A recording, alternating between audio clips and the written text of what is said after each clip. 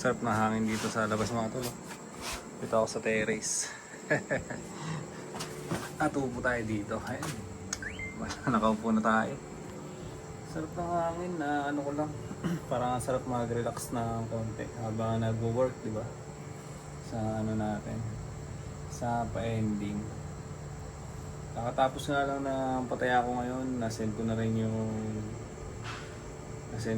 yung panalo. Ito yung panalo. 14K, binalatuan tayo ng 1K. Yun, binalatuan tayo ng 1K. Tapos ito yung mga result ngayong araw. Yan lahat. 8-3, 2-7, 9-4, saka yung first quarter is 0-8. Sa mga nanalo ay nasendan ko na sila ng price nila. Nasend ko na yung mga pa-premyo natin. So yung nga kanina, yung huling-huli, yung fourth quarter ay na-send ko na rin. Tapos yun, pahangin lang tayo dito. Di ba? Ganda rin ang view dito pagkagabi. Kita mo yung kabilang baryo. Doon yung kabilang baryo. Tapos may malaking fish pond sa harapan mo. Di ba? Sarap. Nakaka-relax siya. Wala na pagkaganito mahangin. Sa loob kasi ang init eh. Sana yung cactus na nakaranas yung sabi ko. Ayan o. Ang haba ng ano niya. Patagilid. Parang hindi umilaw tong solar ngayon ah. Dito ah. Ay, hindi ko napansin. Ayun, nandun kanina. Umilaw siya eh.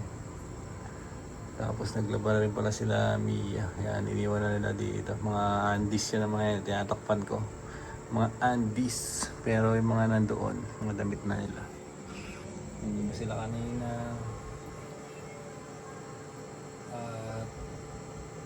Iniwan nila dyan.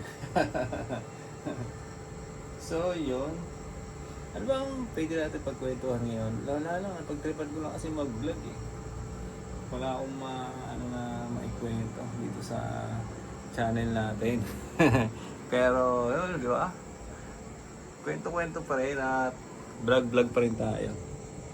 Bukas na ako magpapapawis. Kanina umaga naman ay nag-ano rin ako eh. Nag-antawag dito. Kanina umaga ay nag-push up din naman ako. Yan, kaya kahit paano may, di ba, putok-putok yung muscle natin dito. May nagkakantahan ah. Naririnig ko lang. Ewan ko lang kung maririnig dito sa ano natin.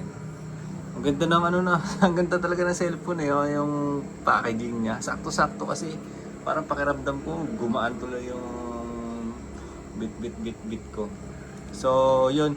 Meron nga pala akong sinusubaybayan din na channel. Tapos nakita ko na sinira niya doon na ang gamit niya na pang-vlog ay DJI Action 5. So, si paring Hernan yun. Yung pinapanood ko na vlogger din. Pares din natin na vlogger. So, i-document din niya yung buhay nila. Buhay naman nila sa Italy.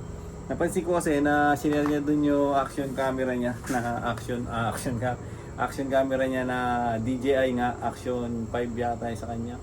Eh ang trip kong bilhin kasi yung 4 eh. Trip kong bilhin yung 4. So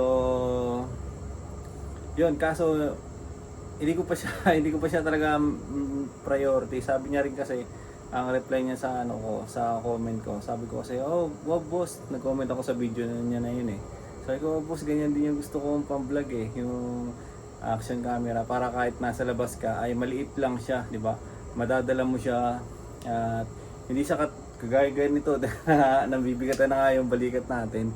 Hindi siya kagaya ng ganito na medyo malaki. So, yun lang kagandahan sa mga action camera, saka pang ano talaga siya, ang tawag doon, pang daily use, pang laspagan talaga. Kahit na mag-ano ka, 'di ba? Magmumotor ka, pwede mo siyang ilagay dito, isabit dito. Pag maglalakad ka, pwede mo hawakan lang din. Maganda yung video niya, okay din yung audio niya kahit na wala kang mic. Napag-aralan ko na kasi yun eh, yung DJI Action 4 nga lang, yung sanang gusto ko. So, iniisip ko rin naman kasi kung bibili ako ng ganun, sayang naman tong cellphone ko na iPhone 16 Pro Max, di ba? Ito kasing iPhone 16 Pro Max na to, ang purpose niya talaga is pang vlog. Yan, pang-vlog lang talaga natin siya. Kaya binili rin natin siya. Kasi meron pa ako isang cellphone dito. iPhone din to. 14 naman siya. iPhone 14. So itong cellphone na to, ito yung ginagamit ko sa mga hassle ko. Pang work, ganun. Hindi naman nila ako inaano tawag doon? Hindi naman nila ako binibigo sa performance nila. Hindi nila ako binibigo sa performance. Dito wala akong problema. Hindi rin siya ganun kabilis malobat. Kasi sakto siya, basta ganun siya. Hindi ko siya kasi ginagamit ng talagang naka-charge. Hindi ko siya talaga binababad na gagamitin. Pinapahinga ko sila katulad kanina, nag-vlog ako na naka-charge yung cellphone ko doon. Nakapahinga sila. Meron pagka kasi gagamitin mo ang cellphone na naka-charge, di ba? Baka makaka-apekto yun sa battery Tapos ganoon din dito sa sa iPhone natin na to, yung pang-vlog natin. Dito naman sa cellphone ko na to, naka-focus lang talaga siya sa pang-vlog. Wala siyang ibang application kundi yung pang-upload lang na YouTube, CapCut, TikTok, yung mga ganun. Meron akong TikTok dito kasi mag-affiliate sana ako. Dito ko gagawin yung mga video tapos para rekta upload na, di ba? Kaya in-install lang ko rin siya ng TikTok. Tapos CapCut, tapos yung pang-edit ko na PixArt. Yun lang yung application dito. Wala tong Facebook, wala Messenger. Ganoon. Talagang pang-vlog lang talaga siya. So kaya, di ba, iniisip ko kung bibili ako ng action camera, worth it pa ba? Kung bibili pa ako ng ganoon, meron na akong iPhone 16, di ba? So, sabi ko, pagtsagaan na lang muna. Pagtsagaan na lang muna to. At maganda naman ang quality talaga ng cellphone, ng iPhone. Maganda ang quality ng video niya. Lahat ng mga upload ko dito, talagang ito lang yung gamit ko. Tsaka, dito na lang din ako nag-edit. Hindi na masyado ring, yung video natin dito yan. Tag doon. Hindi na masyadong komplikado yung mga settings niya. Di ba, sa cellphone, hindi na masyadong komplikado yung mga settings. Doon kasi sa pinag-aaralan ko na Action 4, medyo marami ka pang isa-set. Marami ka pang ayos-ayusin doon. Pero madali lang naman. Pag nandyan na, madali na lang yun. Niisip ko kasi 20k din kasama yung SD card. Nasa papatak din ng 20k. So kung yung 20k na yun ay gagamitin ko na lang sa ibang bagay, di ba? Gamitin na lang natin sa ibang bagay. Pwede natin pambili ng bike, gano'n. Kasi meron naman tayong cellphone gamit natin yun. Meron tayong cellphone na pang-vlog. At rin naman daily vlog lang naman tayo. So panglaspagan din tong iPhone natin, di ba? Hindi naman na tawag doon? Ano ba ang sasabihin natin? Hindi naman tayo nagsi-cinematic. Ganyan. Talagang pang lang talaga. Pa-document lang ng buhay natin. So yung mga tol, sarap mag-relax dito pagka ganitong oras. Kita nyo naman yung mga banderitas, nagwawagayway talaga sila. Kaya napaka-presko. Sarap na hangin. Yun, tabatchoy!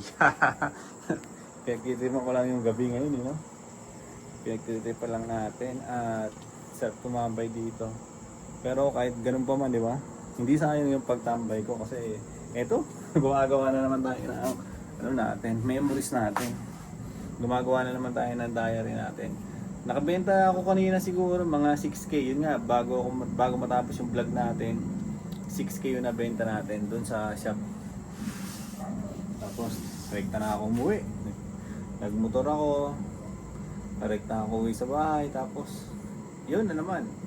Nagpaan na naman ako ng ending. Nasikaso ko na naman ending. Hindi tumutunog yung cellphone ko Wala yatang... yung mga nagchat naman. Ba't walang tunog? Kaya katulad niya mga tol. Sa GC to Yan, sa GC. May mga tumataya, di ba? May mga number na yan. Taya yan. Taya nila. Para bukas na to. Itong inaasikaso ko na card ngayon, para bukas naman siya. Kaya bukas, kikita na naman tayo ng 500 pesos. Pag napuno. Kaya sana mapuno. Ganun lang sa amin. Yung barya-barya na mga ganyan, yung ginagawa ko. Yung barya-barya. Pag naipon natin yan, di ba? All goods. Pag naipon natin yan ay malaking bagay din. Lalo na ngayon, ang hirap. Nakakita nga ako sa video sa Facebook ba. Ano sila? 'Di ba? Dahil nga may strike yata. May strike. So, walang masakyan ang mga babiyahe. Kaya sa MRT kanina ang haba ng pila. Iniisip ko, hirap pala ng ano sa Maynila ngayon, 'di ba? Ang hirap na sitwasyon ba. Eh dito kahit papaano kahit papaano yung pinagtatrabahuan ko malapit lang. Naka-tricycle naman tayo. So kaya natin puntahan yung trabaho na hindi tayo magko-commute. Gamitin natin yung tricycle natin, 'di ba? Malapit lang siya.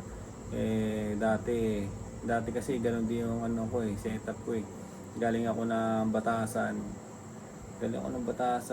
Sasakay ako ng jeep hanggang ano yun, hanggang Quezon Avenue. Tapos pagdating ng Quezon Avenue, doon talaga haba rin ng pila. Naranasan ko na rin kasi yun eh, haba ng pila. Tapos sasakay ako ng MRT, di ba? Baba ako ng Ortigas, doon ako nagtatrabaho dati, Dicer. So mahirap mag-commute sa Maynila. Lalo na ngayon ang mahal ng gasolina, eh di ang mahal din ang pamasahe nila, di ba? Kaya nagpapasalamat din ako eh. Kasi merong shop dito si Utol at nabigyan niya kami ng trabaho, di ba? Kahit pa ganun-ganun lang. Kahit pa ganun-ganun lang kami, para lang kami naglalaro. Si Mia ngayon nung pagka wala siyang pasok sa school niya, siya yung nagbabantay. Dati kasi ako lang mag-isa, di ba? So halos hindi ako mag-day off. Talagang tuloy-tuloy. Talagang tuloy-tuloy yung ko. Doon yata ako nagka-anxiety eh. Doon wala masyadong kausap. Pagdating dito sa bahay wala rin kausap. Tapos tuloy-tuloy pa yung pasok mo, tuloy-tuloy pa yung hustle mo, diba? Tuloy-tuloy pa yung mga ginagawa ko side hustle. So napagod ang isipan. Napagod ang isipan natin. Tapos sinasabay ko pa yung vlogging ganoon. So sa akin naman, hindi ko naman inaano yung mga yon, hindi ko naman parang sinisisi yung mga yon dahil nagkaroon ako ng gano'n. Ano nga yung para sa akin eh, best move nga yun eh, di ba? Best move yun para sa akin bilang isang lalaki kasi, di ba? May ginagawa ako something kahit na ako lang mag-isa, kahit na malungkot, tinutuloy-tuloy ko siya, di ba? Hinahakbang-hakbangan ko siya at hindi ako nagmumukmok, di ba? Hindi ako nagmumukmok, tuloy-tuloy lang. So yung anxiety, pinag-aralan ko na siya. Marami rin pala mga negosyante, mga hustler, yung mga may ginagawa sa buhay, yung may mga talagang ina-actionan, ginagawa something, gano'n, ay nagkakaroon talaga pala ng anxiety. Lahat pala ng tao may anxiety. Meron lang normal anxiety, merong sumobra lang, gano'n. So tayo nasa normal lang tayo. Sa iba sumobra lang kasi hindi natin masabi, di ba? Hindi natin maano kung bakit sumobra. Baka sobrang pagod na talaga ng isip nila at pagod na rin ang katawan. Kaya talaga sumobra na yung anxiety, sobrang lakas na. Tapos nagpaano pa sila, niyakap pa nila yung ganun, di ba? Pag sinabing, di ba, tawag dito? Pag nakaramdam ka na ng takot ka na lumabas, takot ka na talaga lumabas, hindi ka na lalabas. So, ang haba na naman pinagsasabi ko. Hindi ko na alam kung ano yung mga pinagkukwento ko. Pero, yun, upload natin to siyempre. Upload natin to sa channel natin. Yan, ganun lang ngayon. Ganyan lang yung pinagagawa ko habang nakaupo ako. So, tuloy-tuloy lang ako upo dito. At siguro dito ko natatapusin yung vlog-vlogan natin. Naka 15 minutes na ako na hindi ko na malayan at hindi ko rin puputulin to. Hindi ko ikakat yung mga natin, mga pinagkwentuhan. So, yun mga tol. At maraming salamat ulit sa mga nanonood dito sa channel natin. Nakipagkwentuhan lang ako ngayon sa video na to. Kung ano lang yung gustong masabi ng isip ko, binitaw ng bibig ko, di ba? Ganun lang, yun yung mga ko ngayon. Yun yung mga nasa isipan ko lang ngayon. Kung ano yung mga sinabi ko kanina. So yun mga tol, ulitin ko ulit, maraming salamat sa mga nanonood dito sa channel natin. Tuloy-tuloy lang natin to, parang diary ko lang to. Ilalapag ko lang na ilalapag yung buhay ko dito. Dahil nga channel ko to, siyempre ako yung bida dito. So hello mga tol, maraming salamat ulit sa mga nanonood. Bye bye!